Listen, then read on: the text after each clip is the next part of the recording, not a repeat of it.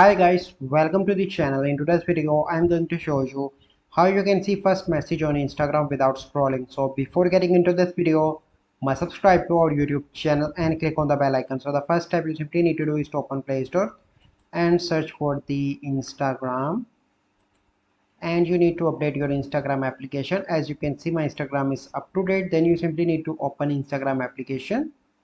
Once you open, you simply need to come on to the messenger icon and you simply need to select any conversation, and the only best method is to scroll because without that you need to install third-party apps from Play Store or from any website, but I do not recommend this. So the only best method you can do is by scroll.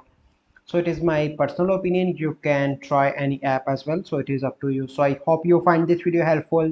If you find this video helpful, must like this video, subscribe to our YouTube channel for future videos. We'll see you in the next video. Thank you. Have a good day.